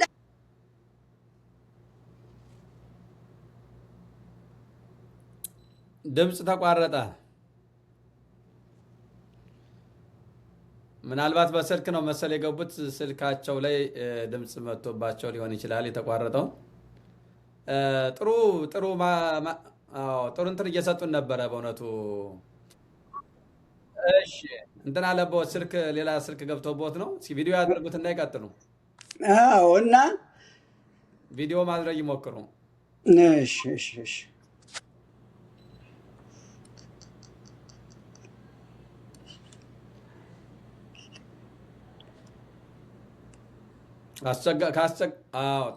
መጥቷል እና ከዚህ አካባቢ ላይ ይህንን መሰረታዊ አድርጎ በዚህ አካባቢ ያሉ ያገባናል ባይ አካሎች በተለይ ሀገረ ስብከቱ ይህን በባለቤትነት ወስዶ በደንብ አድርጎ ተገምግሞ የግምገማ ሀሳቡም ደግሞ በጽሁፍ ላይ ሰፍሮ ተፈራርሞ ስራቸውን እንዲቀጥሉ መደረግ መቻል ቢኖር፣ የበጀት መንጩን ደግሞ በጀት እንዴት ይሆን ከአካባቢው ላይ ያሉን ፕሮጀክት በደንብ እየተቀረጸ ቢቀርብ እያንዳንዳችን የድርሻችን የምንወረውርበት ነገር ቢመጣ የነሱን እንትን መሙላት በጣም የሚከብድ አይሆንም። መለዋ የዓለም እንትን ተባብረን መሙላት የምንችልበት ክርስቲያን በስመ ክርስቲያን እኮ ክርስቲያንነት ዋጋ የለውም። እንደዚህ ያለውን ነገር ማዳን እስካልቻልን ድረስ ፓፋፍ ላይ ያለን ነገር መመለስ ካልቻልን በጣም አደጋ ነውና ምሁራኖች አሉ እነሱ ይተጋገዙባል። የማህበር ቀለም እንኳን በጋራ በግሩፕ እንምራ ቢባል ከእንታ ማህተም የተማሩ ከናለቃ ቀለም ወርቅ የተማሩ እነሱ የልጅ ልጆቻቸው እየተማሩ እኮ እዚያ በዙሪያው በተለያየ መንግስት ስራ ተወጥፈው ያሉ ሰዎች አሉ። እኒህን እያስተባበሩ ደግሞ የማህበር ቀለም እንዲነገር ማድረግ በክብረ በዓል ጊዜ በተባሉት በእነዚህ በሶስቱ ደብር ላይ ማህሌቱ በተክሌ ብቻ እነዚህ ሰዎች ጥሪ እየተደረጋላቸው ማህሌቱ በዚህ እንዲያደር ቢደረግ ተተኪው ትውልድም እነሱን እያየ እየተፈለፈለ ነገ ተተኪ እያፈራልን መጣ እንችላለን የሚል ነገር ነው ያለኝ። እኔ ይሄ ባለበት ሁኔታ ላይ ግን አሁን እነዚህ ሰዎች አጠናክሮ አንድ ደረጃ ላይ ማድረስ ሲገባ አሁን እኛመጡ የተባሉትን ሰውዬ እኮ የያዙት ቀለም የተከበረ ቀለም ለቤተ ክርስቲያናችን እኮ ትልቅ ቅርስ እኮ ነው። በቃ መያዝ መጠበቅ የሚገባው ግን ቦታ ሊሰጣቸው ቦታ እኮ ይዘውም ነበር። ከቦታቸው ላይ የደመቀ ነገር ለሳቸውም ጥቅማ ጥቅሙ ተሟልቶላቸው ተማሪያዎቻቸውን አጉልተው እንዲያወጡ ቢያደርግ ሁለተኛ የተክሌ ቦታ እኮ ማፍራት ይቻላል እኮ እንዴ።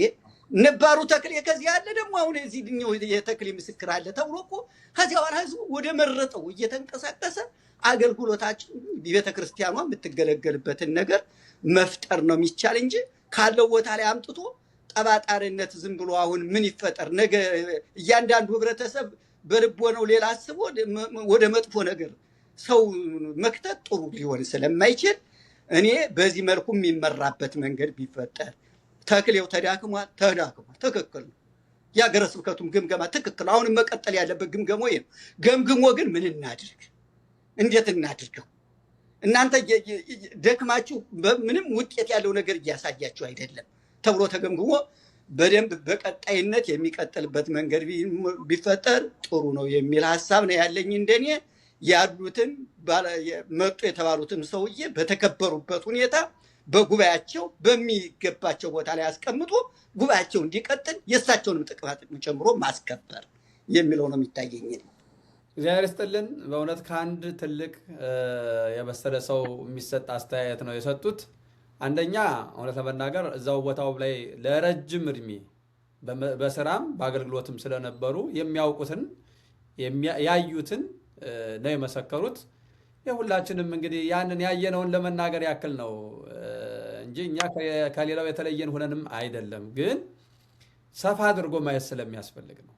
አንድ ትልቅ ቅርስ ሲዳከምና ሊጠፋ ሲቃረብ ዝም ብሎ ማየት ተገቢ ስላልሆነ ጭምር ነው እንደዚህ የምንናገረው። አባታችን መላከ ፀሐይ እስኪ ማጠቃላይ ሀሳቦትን ይስጡን። እግዚአብሔር ይስጥልን። የእንታ መርሻ ያነሱት ሀሳብ በጣም ወሳኝና ገዢ ሀሳብ ነው። እኔም እሱን ማጽናት እፈልጋለሁ። እንደተባለ እውነት ለመናገር ደክሟል። ዛሬ አይደለም የደከመው የተክሌ ቀለም። እውነት ለመናገር ቆይቷል ከደከመ። እኛ ባለንበት ሰዓትም ያው የሰዎቹ ጠንካራነት እንጂ የቀለሙ መኖር አይደለም የሚታየው። ሰዎቹ ግን ጠንካራ ስለነበሩ ነው። ሊቀ ጠበብት እርሶም እንደሚሉት የእንታ አለቃ መኮንንና አለቃ ብሬ አንድ ላይ ሆነው ያስተምሩ እንደነበረ እኔ ደግሞ በነበርኩበት ሰዓት መላከ ታቦር ልብሰ ወርቅና አለቃ ማህተም ጌጤ አንድ ላይ ነበሩ። እውነት ለመናገር ወንበር አይትከሉ እንጂ መላከ ታቦር ልብሰ ወርቅ ለቀለሙ ወሳኝ ሰው፣ በቃ ጠንካራ ሰው፣ ተጠያቂ ሰው ነበሩ። እንትና አቋማቸው ሁሉ ጠንካራ የነበሩ ሰው ነበሩ እሳቸው እኔ ሳውቃቸው። እና ልክ እንደ አለቃ ማህተም ነው ምንፈራቸው የነበረ ምናከብራቸው የነበረ። እኛ ሁሉም የሚያከብራቸው እሳቸው ካሉ ማንም ሰው ስርዓት አልባ እንትን ማድረግ አይችልም። ማህሌት ላይ መቆም እሳቸው እያሉ የሚተነፍስ ሰው የለም። እውነት ለመናገር ሁለቱ ተናበው ተነጋግረው ነው ማህሌት የሚቆም የነበረው። በጥምቀትም በሌላም ቦታ እንዲሁ በክብረ በዓል ላይ እንዲህ በአደባባይ ክብረ በዓል እንኳ ሲወጡ እነሱ ካልወሰኑ ማንም ሰው እጁን አያስገባም ነበር። እና መላከ ታቦር ልብሰ ወርቅ ጠንካራ እንደነበሩ አውቃለሁ። ተናበው ነው ደግሞ ሲሰሩ የነበረው። በጣም ይመካከሩ ነበር፣ ይነጋገሩ ነበር። እኒያኛው ያው ወንበር አልተከሉም። እውነት ለመናገር ያው ወንበር ተማሪ እንዳልነበራቸው አውቃለሁ። ግን ለቀለሙ ወሳኝ ናቸው ተብሎ ነው እኛ ስንል የነበረው። በምናየው አጋጣሚም በቃ እሳቸው በጣም ቀለሙን ወስነው በደንብ ነበር የያዙት እና እንትን የሚሉት። ደብረ ታቦር ኢየሱስ እንኳ አለቃ ማህተም እኛን አስከትለው አንዳንዴ ይሄዱ ነበር። በተለይ ለጽንሰቱ በአመት አንዴ እንወጣ ነበር እና አደራረስም ስለነበረ በጣም ልዩ ማህሌት ነበር የሚውለው እና እሱን ሁሉ አውቃለሁ። ለዚያ ወሳኝ ነበሩ እሳቸው። ሁለቱ ተከብረው ነበር የሚኖሩት። አሁን ልክ እንደ ሁለቱ ከላይ አለቃ መኮንንና አለቃ ብሬ አንድ ላይ ነበሩ። ከታች መላከ ታቦር ልብሰ ወርቅና አለቃ ማህተም አንድ ላይ ነበሩ። እንደኔ እይታ ነው የምናገረው። እውነት ነው። አሁንም ርዕሰ መምህራን መርሻና መላከ ታቦር ዘውዴ አንድ ላይ ናቸው። ያንን ማስቀጠል መቻል አለባቸው ብዬ አስባለሁ። አሁን በመላከ ብርሃን ማህተም ጌጤ ጊዜ ብዙ ተማሪ አልነበረም። እውነት እንደተባለው የእንታ መርሻ እንደገለጡት ክፍያም አልነበረም በአካባቢው። አለቃ ማህተም የሚከፈላቸው ደሞዝ ራሱ ያስቀን ነበር በወቅቱ እውነት ለመናገር የሚያሳፍር ሁሉ ነበር እና ለአንድ የተክሌ አቋቋም ምስክር አይደለም ያ እንዲያው ለተማሪ እንኳን የማይጠራ ደሞዝ ነበር የሚከፈላቸው።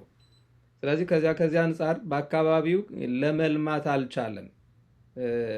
ቀለሙን ማልማት አልቻሉም፣ ማስተማር አልቻሉም። የተማረውም ራሱ እዚያ አካባቢ ጸንቶ መቀመጥ የሚችል ተማሪ አልነበረም። በቃ ራሱን ማውጣትና እንጀራ ማብሰል ነው የነበረውና ሁሉም በቃ ለብ ለብ አድርጎ የሚወጣ ነው የነበረው። አድራሹም ልክ እንደዚያው 2 ወር 3 ወር ይቆያል። ከዚያ የሚፈልገውን ማህተም ያስመታል፣ ጥሎ ይወጣል። እንደዚያ ነው የነበረው እና ግን ቀለሙን ያስቀጠሉት ሁለቱ ጠንካሮች ስለነበሩ ነው። በቃ ውሳኔያቸው ጠንካራ ስለነበር ሁለቱ መላከ ታቦር ልብሰ ወርቅ ኢየሱስ ናቸው። እኒህኛው እናቲቱ ማርያም ሆነው በአካባቢው ያለውን ነገር ሰቅዘው ይዘውት ነበር እንጂ ሙከራዎች ነበሩ በእንደሱም ጊዜ እውነት ለመናገር ያው በየአካባቢው ጎንደሬዎቹም ሞካክሩ ነበር። በዙሪያው በአካባቢው ነበሩ ይሞከር ነበር። ግን እነሱ ጠንካሮች ስለነበሩ በወቅቱ ጸንቶ ቆይቷል። አሁንም እነዚህ ሁለቱ ስላሉ ርዕሰ መምህራን መርሻ እና መላከ ታቦር ዘውዴ እያሉ እንደዚህ መፈጠሩ እኔ በጣም ያሳዝናል። ይህን ስል ግን ሁላችንም ተጠያቂዎች ነን። ግን ደግሞ ባለቤት ካልጮኸ ጎረቤት አይደርስም ይባላል እና ይህን ማመልከት የነበረባቸው ቀለሙ እንዲሰፋ እንዲጠናከር ማመልከት የነበረባቸውና ቀዳሚ ሆነው መገኘት የነበረባቸው እነሱ ናቸው። ሁሉ ያው በውጭ ስለሆነ ያለው ከውስጥ ያለውን ማን የሚረዳ ሰው ላይኖር ይችላል እያስባለሁ። ከዚህ አንጻር ካልሆነ በስተቀር መቼም ቀለሙ እንዲጠፋ የሚያስብ ሰው ማንም የለም። ጤናማ አስተሳሰብ ያለው ሰው ቀለሙ እንዲጠፋ አይፈልግ እንዴ። ጎንደር አስታውሳለሁኝ እኛ ተምረን ተክሌ ተምረን ከሄድን በኋላ ላይ ቤት ይሄ እንትና አቡነ ቤት ገብርኤል ነው የገባ ነው። የእንታ ስብሐት መንግስቱ ይባላሉ። አሁንም አሉ በህይወት የላይ ቤቱ ምስክር እሳቸው ናቸው። እሳቸው ጋር ነው የገባ ነው እና አንድ 40 ጾም ቅንዋት ሰጡንና ዘመምን ማለት ነው። አንድ ቀን ማለት ጎንደር ላይ እኛ ቅንዋት ተሰጥቶን አንድ ቀን አንድ ቀለም ዘመምን ማለት ነው። ወዲያውኑ በዚያው ዕለት ነው የተከሰሱት እሳቸው። ወዲያውኑ ነው የተጠሩት። በቃ አቡነ ገብርኤልን ተክሌ ያስገብቶበታል ተብለው ነው የተከሰሱት እና ይህን አስታውሳለሁ። ቀርበው ሲጠየቁ ኤንታ ማናቸው ሊቀ አእላፍ ኤንታ ሄኖክ በነበሩበት ሰዓት ነው የነበርንኛ እና እሳቸው ራሱ ሲያናግራቸው አውቃለሁኝ ኤንታ ስብሐትን። አይ እኔ እንዲያው ለመስማት ነው ያደረግኩት እንጂ እንደዚያ ለማድረግ እኔም እኮ ተጠያቂ ነኝ፣ ኃላፊነት አለብኝ ለጎንደር ቀለም፣ እናንተ ብቻ አይደላችሁም። ስለዚህ ለመስማት ነው፣ እነሱም ደግሞ ክብር ስለሚገባቸው መምህራን ስለሆኑ ያሰሙት ብዬ ነው የሰጠኋቸው እንጂ ቦታውን ለመልቀቅ አይደለም፣ ለወደፊቱ አይደረግም። ግን ያው ይሄኛውን ለልጆቹ ክብር ስል ነው ያደረግኩት፣ ይቅርታ ይደረግልኝ ብለው እንደታለፈ አስታውሳለሁ። ያ ማለት ምንድን ነው? ጎንደር ላይ አንድ ቀን ስለተዘመመ ነው ተክሌ ይሄ የተባለው። ደብረታቦር ኢየሱስ ላይ ማለት ነው። አሁን ስላሴ ሌላ መግባት ማለት ደብረታቦር ኢየሱስ ላይ መግባት ማለት ነው እና እንዲህ አይነቱ ነገር እዚያ ቦታ ላይ መፈጠሩ ያሳዝናል በጣም። ሁላችንም ተጠያቂዎች ነን። ነገር ግን ወደፊትም አሁን ሁለቱ ተጠናክረው ይህን ነገር ማስተካከል መቻል አለባቸው ብዬ አስባለሁ። በሌላው በኩል ደግሞ እኛ በውጭ ያለን ሰዎች የሚያስፈልገውን ነገር ማድረግ አለብን፣ ሁላችንም ድርሻ ስላለብን። እውነት ነው የሚበላ የሚጠጣ ይኖራል። በጀት እንኳን በአሁኑ ሰዓት በፊትም ብዙ ችግር አለ።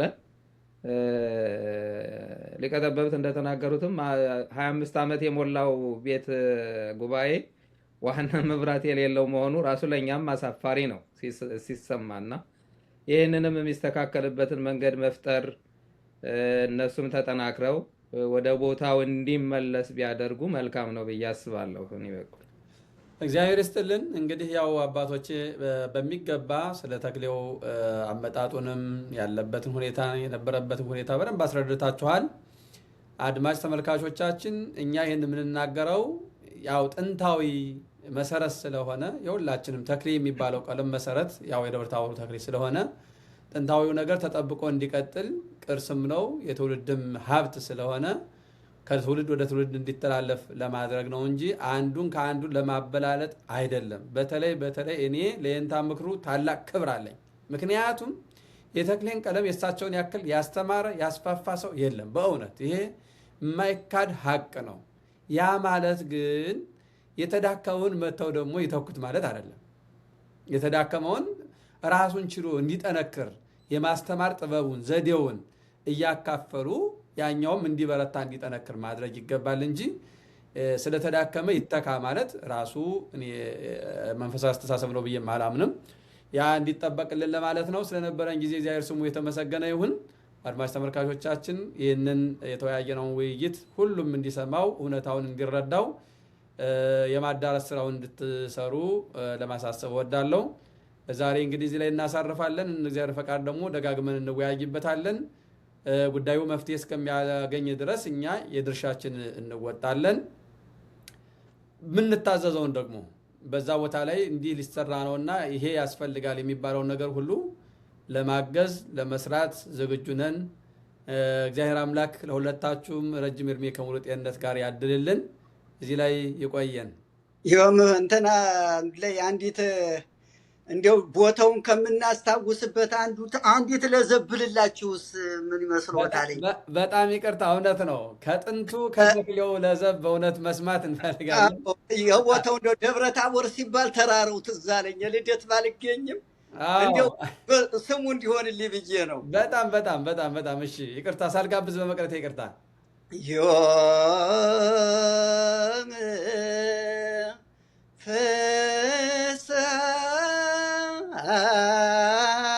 ኮነ በደብረ ታቦር በእንተ ልደቱ በእንተ ልደቱ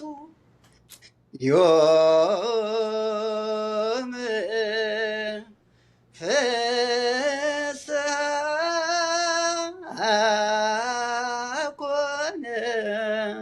በደብረ ታቦር በእንተ ልደቱ በእንተ ልደቱ ውእቱ ኢየሱስ ክርስቶስ አማን በአማን መንክር ልደቱ አማን በአማን ድረስ ብዬ ነው። እውነት መንክር ልደቱ ነው። በእውነት እኔ በጣም የማስታውሰው በተለይ በፊት የእንታ ማህተምና መልአከ ታቦር ልብሰ ወርቅ አንድ ላይ ሆነው አመላለስ ነክ ነገሮችን ሲሉ ይመስጠኝ እስካሁን ድረስ አይምሬ ውስጥ አለ። እውነት ለመናገር ቀለሙን ባልይዘውም ግን ሲሉት የነበረው ላይ የነበረው መመሰጥ በጣም አስታውሰዋለሁ። በኋላ ደግሞ ርዕሰ መምህራን መርሻ መብራቱ ከተተኩ በኋላም የእንታ ማህተም ሲያልፉ ከመልአከ ታቦር ልብሰ ወርቅ ጋር ሆነው ሲሉት በጣም የተለየ እንዲታወቅ የምፈልገው የደብረ ታቦር ተክሌ ክቡር የኔታ አስተራይ በእውነት ታላቁ ሊቅ የኔታ አስተራይ ገልጸውታል። ጸናጽሉ 70-80% ለታች ቤቱ የሚቀርብ የራሱ አመላለስ የራሱ ወረብ ያለው ዝማሜው ያው ጥንታዊውን የተክሌን ቀለም የያዘ ራሱን የቻለ ቀለም መሆኑን በእውነቱ ልንረዳው ይገባል። ማናውቅ ሰዎች ካለን ብናውቀው ብንጠይቅ። እውነት ለመናገር አሁን ይኸው እንግዲህ የምትሰሟቸው ናቸው። ወረቡን የሚያውቁት ዝማሜውን የሚያውቁት ጽናጽሉን የሚያውቁት ሊቃውን ጨርሶ ከምድረ ገጽ አልጠፉም። ስለዚህ ያንን በድምፅም ቀርጸን በጉባኤም እንዲነገር አድርገን የማትረፍ ስራ የእኛ ድርሻ ነው ብዬ ነው ማምነው። እንትኖቹ እነንታ ወልደ ኪዳን በነበሩ ጊዜ አይን ያላቸው ነበር ሲመስሉ መሰረታት ያን ሲሉት በቃ ሰው ይገረም ነበረ። በቃ እንደ አይናቸው እንግዲህ አይነ ስውር ናቸው። እንትን ወልደ ኪዳን በጣም በጣም በጣም ድምፃቸው መቼም ነጎድጓድ ነው። ያድግለበጡት ጊዜ ዝም ብሎ በቃ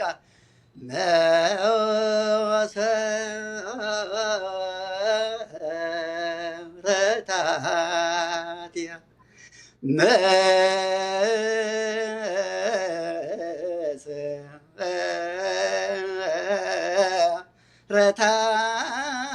መሰረታትያ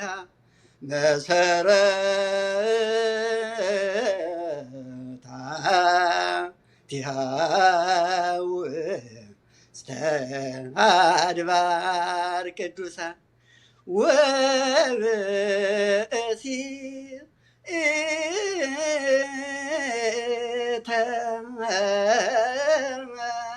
ወልደ በውስቴታ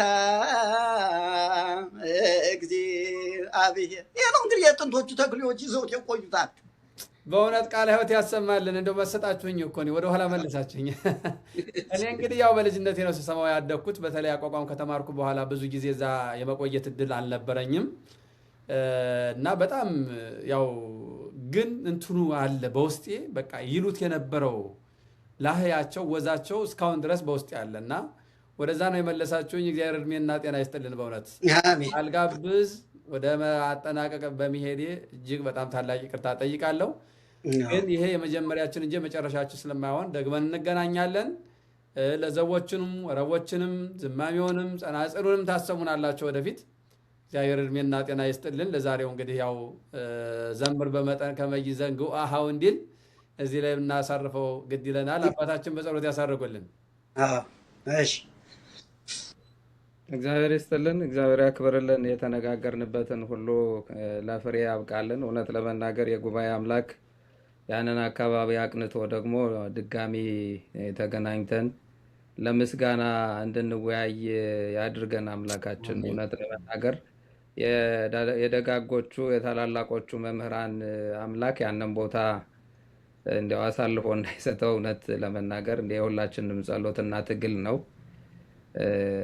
ሁሉም ቀለም እውነት ለመናገር ሁሉንም መምህራን እናከብራለን።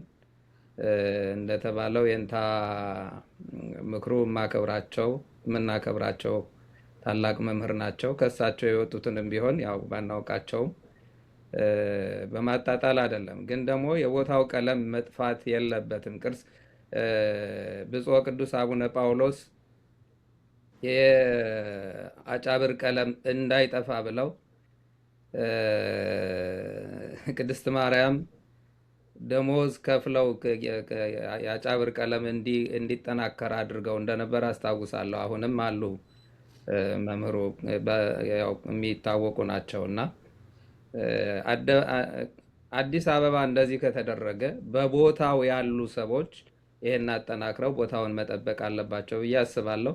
እነሱ ብቻ አይደለም፣ እነሱ በቀዳሚነት ሆነው እኛ ግን ተከታይ ሆነን ሁላችንም በኃላፊነት ቦታውን መጠበቅ አለብን። ቅርሱ መጠበቅ አለበት። ቀለሙ መጥፋት የለበትም። ቅርስ ስለሆነ ቀለሙ መጥፋት የለበትም ብዬ አስባለሁ። ያንን ደግሞ ለማድረግ የሁላችንም ርብርብ ያስፈልጋል። ሁላችንም እኛ ሊቃውንቱ ብቻ አይደሉም፣ ምዕመናን ራሱ ኃላፊነት አለባቸው ብዬ አስባለሁ። እኔ በቃ በሚገባው ሁሉም ነገር ከዚህ አካባቢ ያሉ ተወላጆችም ከሌላም ቦታ ያገባኛል ለቤተ ክርስቲያን ያገባናል የሚሉ ምዕመናን ሁሉ ኃላፊነት አለባቸው። በምንጠየቀው ነገር ሁሉ እኛ አለን። ግን ነገር ግን እነሱ ጠንክረው መቀጠል አለባቸው የሚል ሀሳብ አለኝ። እግዚአብሔር ያንን አስተካክሎልን ደግሞ በሌላ ጊዜ ተገናኝተን እንድናመሰግን ያድርገን። አሜን።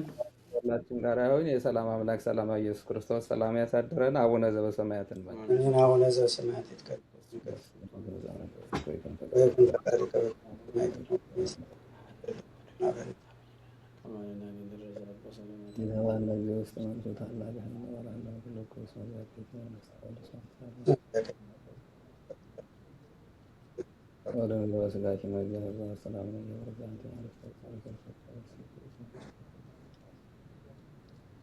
ኢየሱስ ክርስቶስ